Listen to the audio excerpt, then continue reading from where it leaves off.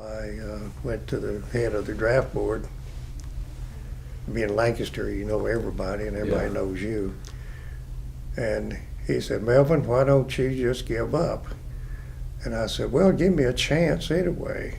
I think I can pass the physical. I've been going to the doctors and so on and so forth." They had nothing for high blood pressure in those days. The pill for high blood pressure didn't come out until about 1960. I read in the Dallas Morning News, I saw in the want ads, I saw for that they were looking for ambulance drivers for immediate service overseas. And so by this time, this was in spring of 1944. I had a young man who was about a year older than me that I was working with that had a similar experience with the Marine Corps and the draft board. He was a year older than me.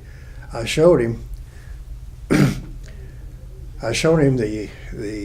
ad, and so we called the telephone number that afternoon and got an interview the next day with the person who had put the ad in. He said that he had been a driver for the American Field Service in the First World War. He told me that his son was overseas in Italy at that time with the American Field Service.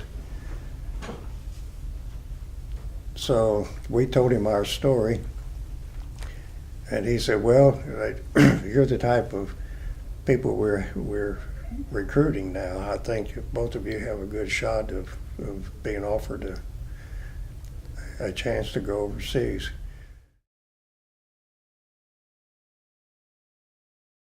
I don't think we knew we were going to a concentration camp. In fact, I'm pretty sure we did not know. All we knew was we was taking the English hospital into some destination in northern Germany. Or a doctor would say which patient was too far gone, and we skipped those,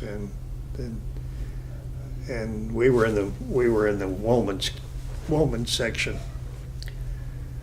and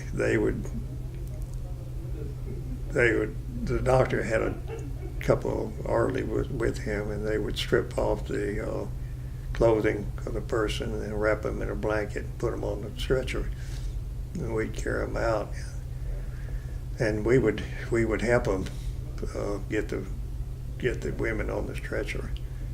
And there was one woman just fighting us like everything. She thought that we were taking her to the crematorium, which they did. They took, sometimes when they went in to get the bodies, and there were some that were not quite dead yet, they would pick them up and take them to the crematorium. There was an open grave on the north side that they were putting about 1,000 to 2,000 bodies in, and we had to drive right by it going out, and they had Germans down in the bottom of the pit stacking bodies. And I remember one time a lot of times people's eyes would be open, and it looked like that they were staring at you.